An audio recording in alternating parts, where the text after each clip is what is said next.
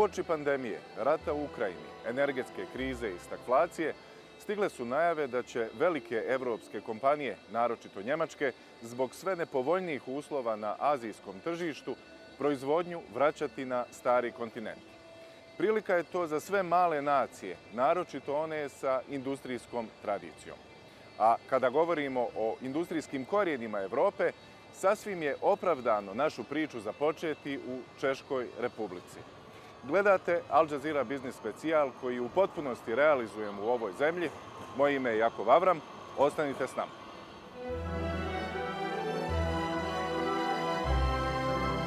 Putovanje započinjemo u gradu Mlada Boleslav, udaljenom pola sata vožnje od Praga. A ovdje je sve počelo. U ovom prostoru, koji je sada muzej, proizveden je prvi automobil 1906. godine. A i dalje je udoban. I taj događaj bio je ključan u razvoju ne samo ovog brenda, gradića Mlada Boleslav, nego i cjelokupne češke industrije.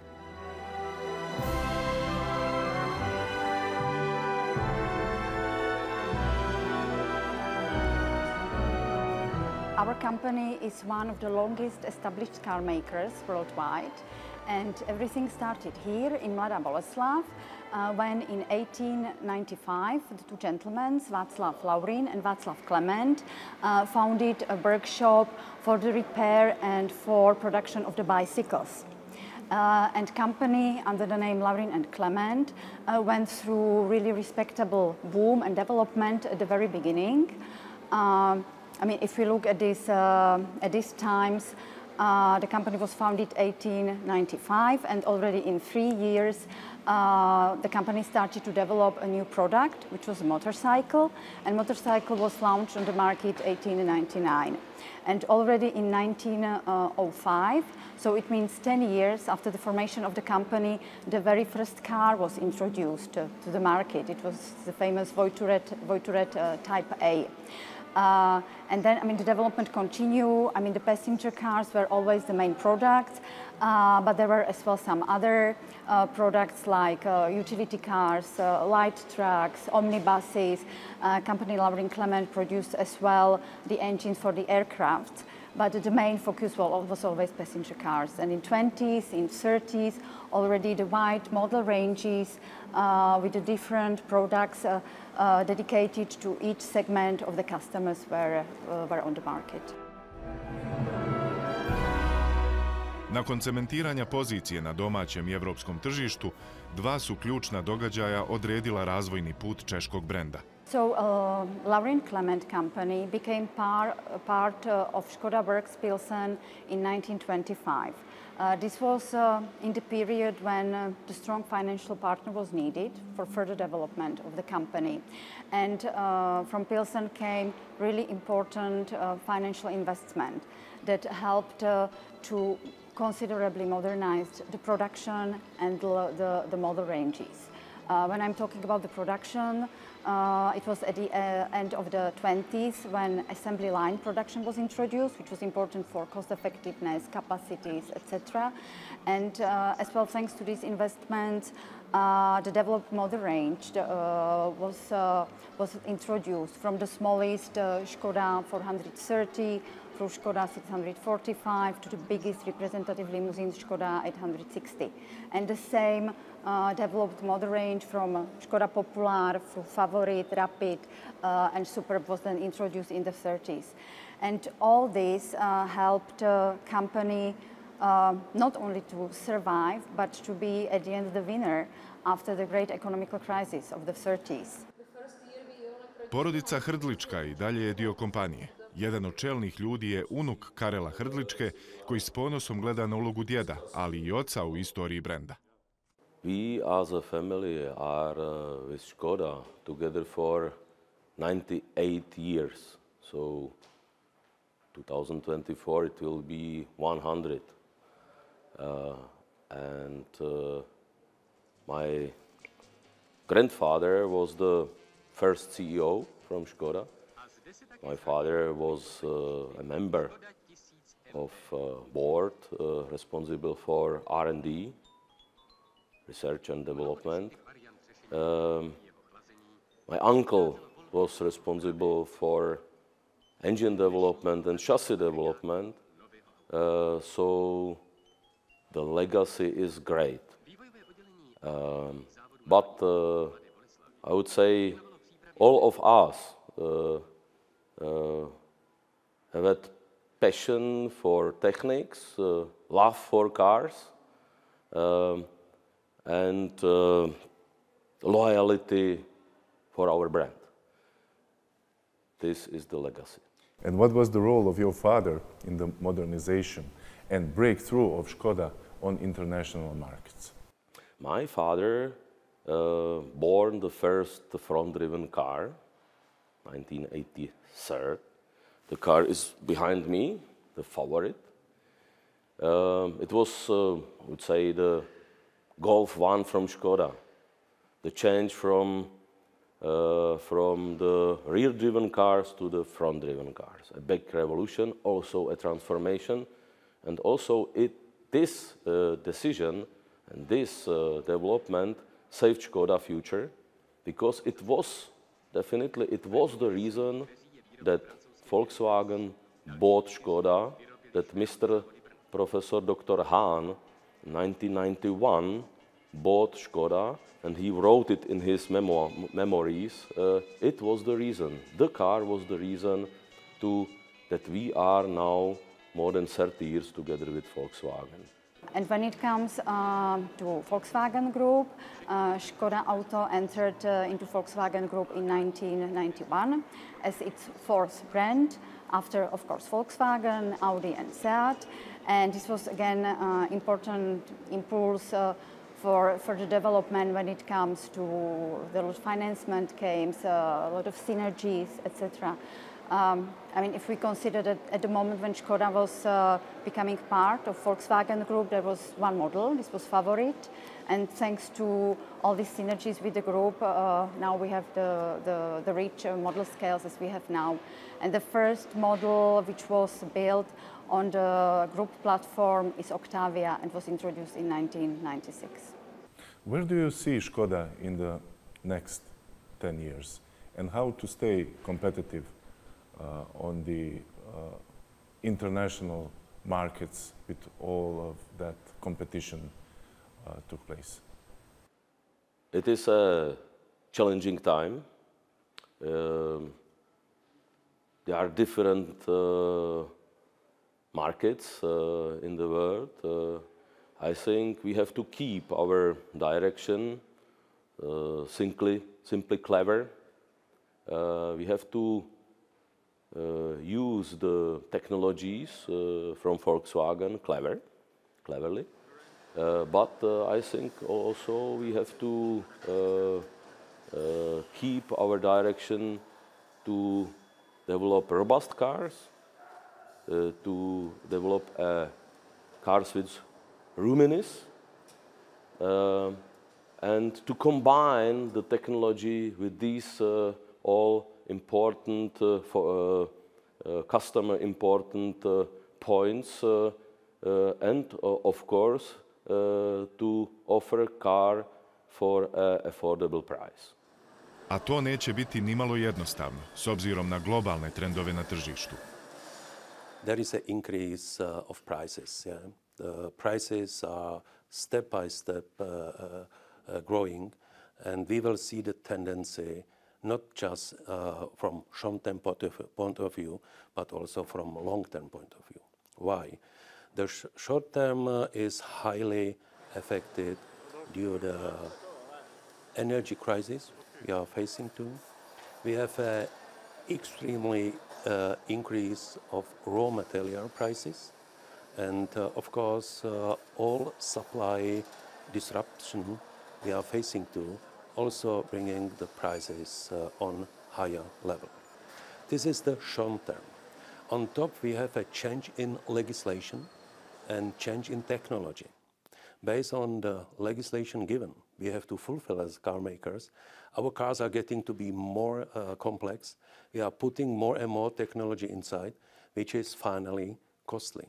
It means our aim is always to be in line with our customer expectation, but the tendency for price increase will continue also in next years. Škoda je obustavila proizvodnju u Rusiji, svom najvećem tržištu, i čeka dalji razvoj događaja na istoku Evrope.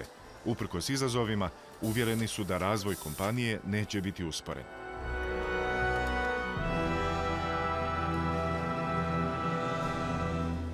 If you will see all the new models we introduced in last 12 months, there will be a new Karoq facelift, there will be a all new Fabia, new generation we brought to the markets. We will see the Kodiaq facelift, and finally in February this year we introduce the all new Enyaq Coupe IV. Na razvoju posljednjeg električnog modela angažovan je dizajner zaslužan za uspjeh mnogih Volkswagenovih modela. There's a lot about space in this car. Even if it's a coupe, when you sit in the car, you sit in the front and you sit in the rear, you have almost, I think it's just a few millimeters, the same head clearance and the same space as in the normal Enyaq. And nevertheless, we combine this with this very nice and emotional shape. So this elegant arc that runs from the back to the front, that gives the car the dynamic. The door panels, how we treated them, with these little shoulders here, how the car sits on the road. So it's a very good combination of different aspects and really the essence of Škoda design. Upravo ovaj koncept važan je dio dugoročne strategije Škode. The electrification and e-mobility will be one of our key pillars in terms of this. Till 2030, we will bring even more electric models, at least 3 models compared to the situation today. As you know, we have an excellent Enyaq, which is really, we are very happy to have this car, but another at least 3 will come. We are going to increase our sales of electric cars by end of 2030. The share will be between 20 and 70%. We are focusing on CO2. Our environmental policy is not just on the market, it's also inside in the company, but from product and fleet point of view, we are going to reduce the emission of Škoda fleet by end of 2030 by 50% compared to 2020. Of course, we pay also attention to our customer. The human touch and customer satisfaction is something what is a part of our DNA. And of course, the profitability and high cost discipline will stay the key pillar of our business, because you need the money to bring new models, you need the profit to take care about our customers. Tržište Zapadnog Balkana tradicionalno je važno grupaciji, a u Škodi su zadovoljni pozicijom koju u većini država naše regije drže posljednjih godina. Western Balkan is extremely important to us. Let me say, it's a very traditional market. We started many years ago. We have a very positive development. I'm really happy to say, if we go market by market, Škoda is in all markets in top 3, top 4, which is really excellent. How we did it? You know, you need the right products, you need the right importers, you need the right dealers, and you have to pay attention to customer satisfaction. Reliable products and customer care is the key elements of our policy, and I'm really very happy to say the customers in Western Balkans enjoy it, and Škoda has still potential for growth. We have to change something, because all markets are changing. The customers asking for new products, new technologies, new services, and this is up to us, let me say, to meet their expectation. Any ideas of nearshoring? I have many, but I will touch or I will comment on one, and this is e-mobility. We see a huge potential. As I said, we will change significantly our product portfolio. We will invest a big portion of money to get a new e-cars on the market. We will train our salesmen. We will improve the services around the e-cars. We need also collaboration and cooperation with authorities in those markets, mainly in terms of charging infrastructure, which will be key for further development and is, from my point of view, also key to see more and more e-cars on the roads, also in Western Balkan.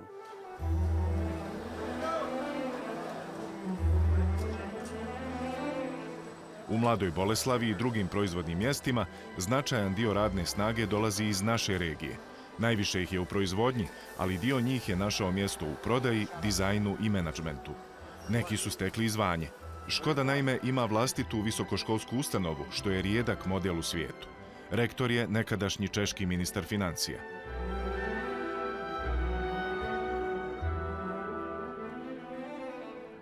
The story is quite simple. Škoda Auto is a large industrial corporation, actually the biggest industrial car company in the country, and it has a complex system of education of its employees on 3 levels.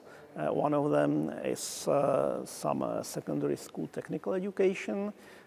Then there is a lifelong education for employees of the company on various levels, from craftsman up to university one. And the third pillar, the newest one, is university. Škoda simply decided that because of the structure and profile of people which typically should combine economic and technical education, there are not enough appropriate study programs in public universities. So after some tries to change the situation, they decided that the best way will be established its own higher education institution.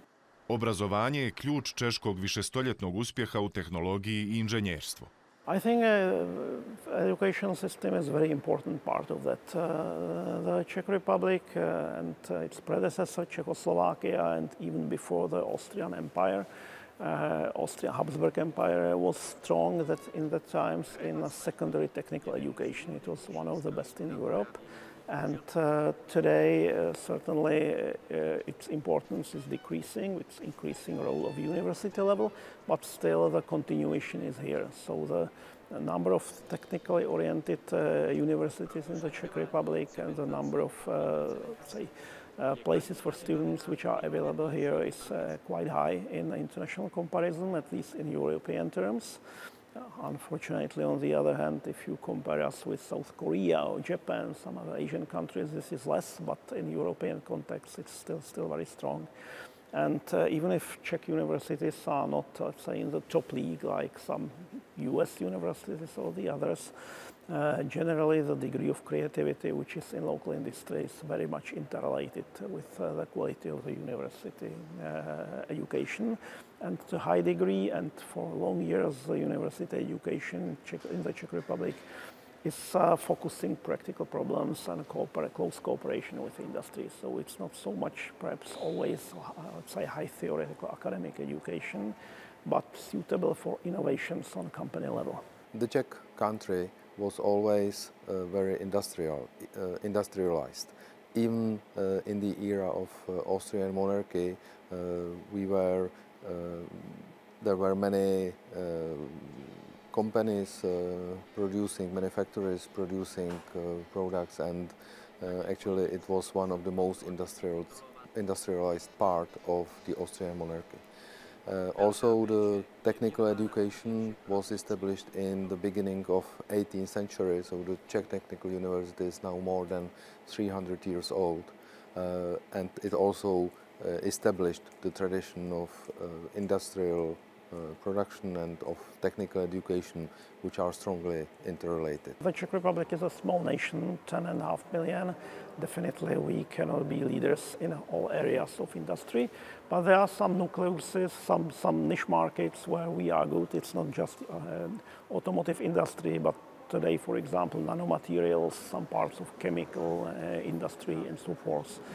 So in some areas we are on a very good top position, I would say, in the world, or one of the world leaders. In some others We are not advanced in that way, but we are able to keep track with the global development and to apply its results in our conditions. And I think the educational sector is very instrumental, and it's a key part of the system. The technical education cannot be focused on the current needs of the companies, of the industrial companies only. Of course, industrial companies need to have people who will work at the company, who will know the technology and who will be able to operate the technologies that are there now. But the companies must also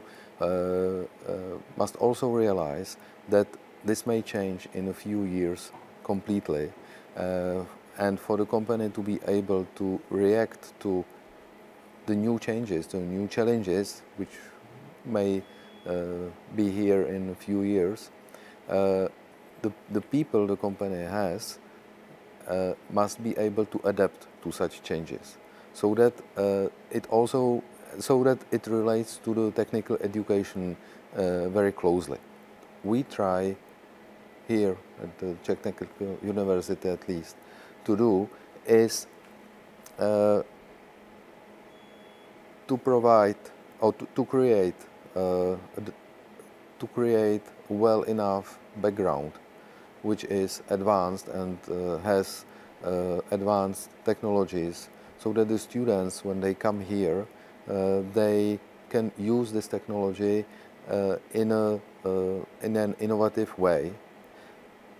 By approaching the technology, the students can be motivated, and in many cases are motivated, to develop new ideas and to utilize the general knowledge, theoretical knowledge from other courses they pass at the university.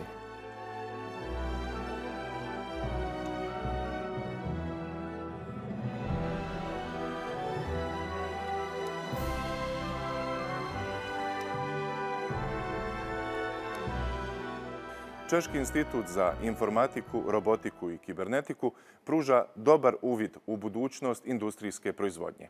Ovih 300 istraživača za nepunih 10 godina djelovanja sarađivalo je sa nekim od najvećih svjetskih kompanija, poput Siemensa, Airbusa ili Leica. U tim su projektima koristili napredne industrijske robote koje su razvili u institutu.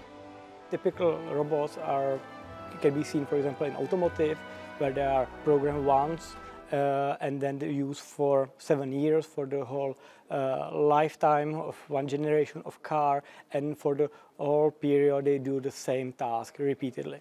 But if you need to automate more flexible production, more customized production, actually there are not good business cases because the reprogramming of robots is expensive. What we show here is that if we decompose the robotic movements in atomic operations, if we well describe the capabilities of the robots and we well describe what should be produced, the product, then we can use the methods of automated planning to let the system to derive the optimal sequence of operations automatically based on the requested goal. Then we can use it to produce a lot size 1 production, and we open new possibilities to use the traditional machinery to new applications. A to je tek neznatni dio potencijala koncepta automatizacije i vještačke inteligencije koji ovdje razvijaju. Novi projekti instituta, ali i trendovi češkog digitalnog sektora, bit će u fokusu naše naredne emisije.